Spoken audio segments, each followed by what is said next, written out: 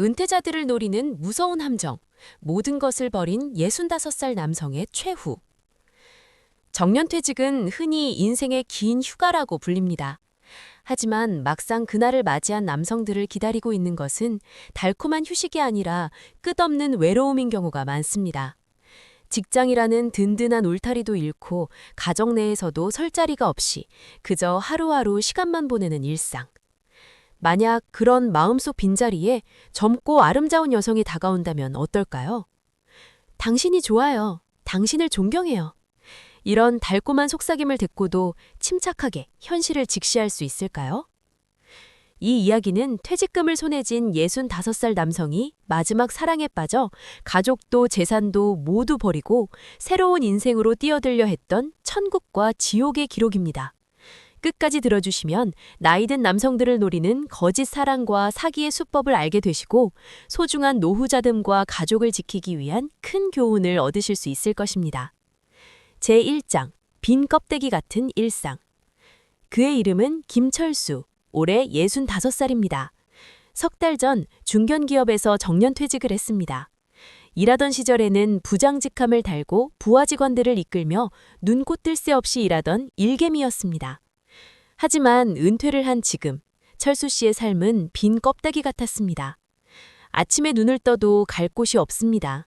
빳빳한 양복을 입을 일도 없죠. 거실 푹신한 의자에 앉아 하루 종일 텔레비전만 보며 시간을 보냅니다. 아내 영희 씨는 그런 남편을 차갑게 바라봤습니다. 거기 계속 앉아있으면 청소기를 돌릴 수가 없잖아요. 좀 비켜주세요. 아, 미안하오. 한때 부장님이라 불리며 대우받던 남자가 이제는 집안의 골칫덩이 신세가 되었습니다. 오늘 점심은 뭐요? 철수 씨가 묻자 아내는 한숨을 쉬며 대답했습니다. 냉장고에 남은 반찬 드세요. 전 오후부터 운동하러 갈 거니까 저녁도 알아서 챙겨 드시고요.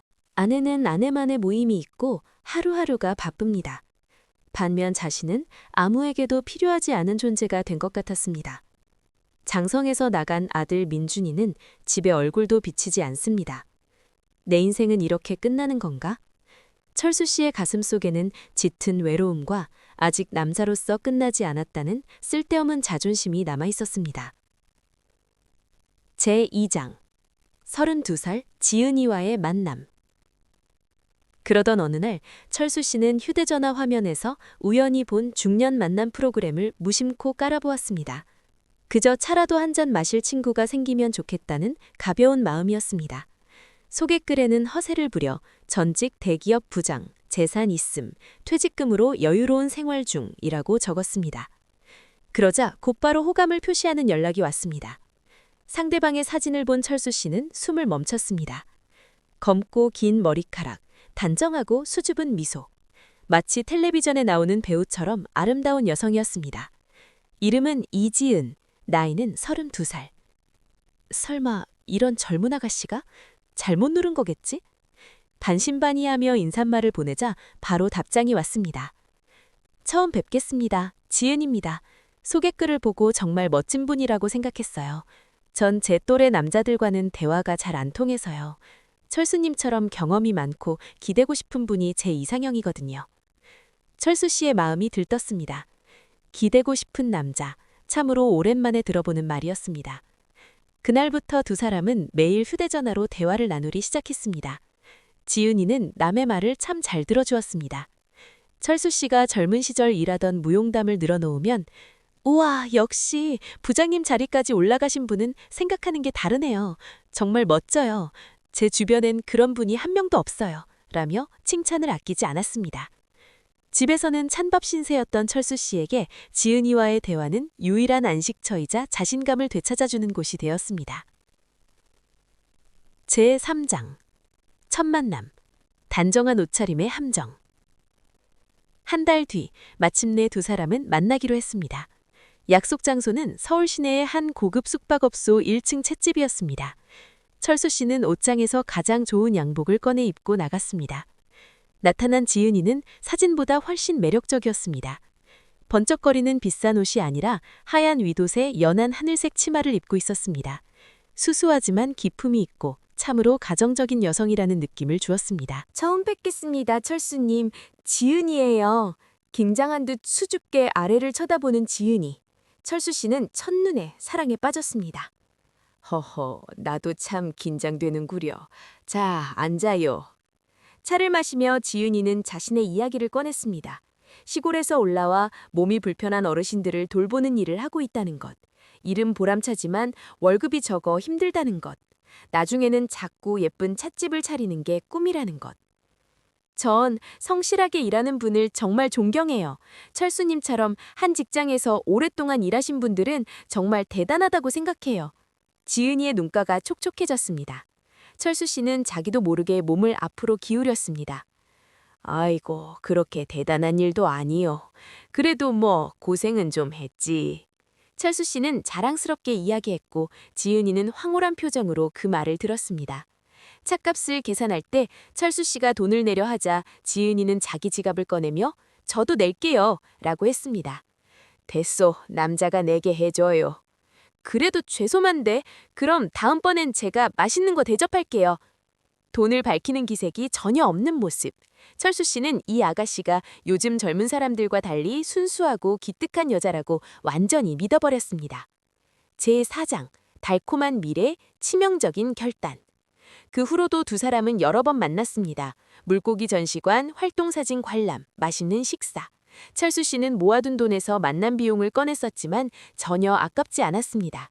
아내와 있을 때는 잿빛이었던 시간이 지은이와 함께 있으면 장밋빛으로 변했기 때문입니다. 어느 날 저녁 지은이가 심각한 얼굴로 말문을 열었습니다. 철수님, 우리 이제 못 만날지도 몰라요. 아니, 그게 무슨 소리요? 시골에 계신 아버지가 쓰러지셨는데 병원비랑 빚이 좀 있어요. 제 찻집 꿈은 포기하고 시골로 내려가서 일해야 할 것 같아요. 지은이는 눈물을 훔쳤습니다. 이제야 철수님 같은 운명의 짝을 만났다고 생각했는데 전 참 불행한 사람인가 봐요. 철수 씨의 머리로 피가 솟구쳤습니다. 사랑하는 여자가 돈 때문에 꿈을 포기하고 자신을 떠나려 한다. 나에게는 아직 손도 대지 않은 퇴직금과 모아둔 돈 1억 5천만 원이 있다. 이 돈을 쓰면 그녀를 구할 수 있다. 그리고 그녀와 함께 찻집을 열어 두 번째 인생을 살 수 있지 않을까. 지은아, 포기할 거 없어. 내가 어떻게든 해결해주마. 돈이라면 내게 있어. 지은이는 깜짝 놀란 표정을 지었습니다. 안 돼요. 그건 철수님의 소중한 돈이잖아요. 게다가 우린 아직 남남인데. 남이 아니지. 철수 씨가 소리쳤습니다. 난 지은이랑 함께하고 싶어. 아내와는 이혼할 거요. 퇴직금 전부 들고 집을 나올 테니 우리 둘이서 새 출발합시다. 지은이는 한참을 망설이다가 눈물을 흘리며 철수 씨의 품에 안겼습니다. 철수님, 정말 기뻐요. 저 철수님의 아내가 되는 건가요? 평생 모실게요. 그래, 당장 움직입시다. 내일 은행에서 돈을 전부 찾아오겠어. 그 길로 당신이 있는 곳으로 갈 테니 찻집 계약도 바로 할 수 있게 준비해둬요. 네, 너무 기다려줘요. 그녀의 따뜻한 체온과 달콤한 향기에 철수 씨의 이성은 완전히 날아가 버렸습니다. 그는 자신이 인생 최대의 결정을 내렸다고 생각했지만 사실은 인생 최악의 파멸로 발을 내디딘 것뿐이었습니다. 제5장, 씻고 나온 20분, 사라진 1억 5천만 원. 다음 날 철수 씨는 행동을 시작했습니다. 아내가 외출한 틈을 타 짐을 챙기고 은행으로 향했습니다. 창구에서 수속을 밟고 무거운 돈다발을 커다란 짐가방에 수서 넣었습니다. 무려 1억 5천만 원이었습니다. 식탁 위에는 이혼 서류와 함께 날 찾지 마라. 내 인생을 살겠다라고 적은 쪽지를 남겼습니다. 안녕이다, 영희야. 안녕이다, 지루한 늙은이의 삶이여. 철수 씨는 돈이 가득 든 무거운 가방을 안고 지은이와 만나기로 한 숙소로 향했습니다. 발걸음은 소년처럼 가벼웠습니다. 하지만 그는 아직 몰랐습니다. 그 방에서 기다리고 있는 것은 지은이와의 달콤한 밤이 아니라 믿기 힘든 배신이라는 것을요. 방에 도착하자 지은이는 철수 씨를 보며 달려왔습니다. 정말 와주셨군요. 그래, 약속대로 다 버리고 왔어. 철수 씨는 짐가방을 두드렸습니다. 이 안에 찻집 계약할 돈 전부 현금으로 가져왔어. 지은이의 눈빛이 순간 날카롭게 빛났지만 곧바로 순한 눈망울로 돌아왔습니다. 너무 기뻐요. 꿈만 같아요. 방 안에서 지은이는 따뜻한 차를 내어주고 어깨를 주무르며 수고했다고 웃어주었습니다. 철수 씨는 자신의 선택이 틀리지 않았다고 확신했습니다. 내일 당장 가서 계약합시다. 관청에 가서 혼인신고도 하고. 네, 철수님. 먼저 씻고 오세요. 제가 다 준비하고 기다릴게요. 철수 씨는 심장이 뛰며 욕실로 향했습니다. 쏟아지는 물소리에 묻혀 방 안에서 무슨 일이 벌어지고 있는지 그는 알 턱이 없었습니다. 20분 뒤, 개운해진 철수 씨가 나왔을 때 방 안은 고요했습니다. 지윤아? 대답이 없습니다. 모습도 보이지 않았습니다. 가까운 상점에라도 간 걸까? 철수 씨는 수건으로 머리를 닦으며 기다렸지만 1시간이 지나도 지은이는 돌아오지 않았습니다. 불안해진 철수 씨가 그녀의 휴대전화로 전화를 걸었습니다. 거신 번호는 현재 사용할 수 없는 번호입니다. 덜컥 겁이 났습니다. 대화방을 열어보니 상대방이 나갔습니다라는 문구만 떠 있었습니다. 등골이 오싹해진 철수 씨는 탁자 밑에 두었던 짐가방을 쳐다보았습니다. 없습니다. 그 무겁던 가방이 흔적도 없이 사라졌습니다. 1억 5천만 원이 통째로 증발한 것입니다. 남은 것은 철수 씨가 벗어던진 헌 옷가지뿐이었습니다. 거짓말이지? 지은아! 방을 미친 듯이 뒤져봐도 소용없었습니다. 지은이는 그가 씻는 그 짧은 시간에 모든 돈을 들고 자취를 감춘 것입니다. 찻집, 결혼, 존경, 사랑, 모든 것은 이 돈을 뺏기 위한 치밀한 거짓말이었습니다. 제6장. 차가운 현실, 돌아갈 곳은 없다.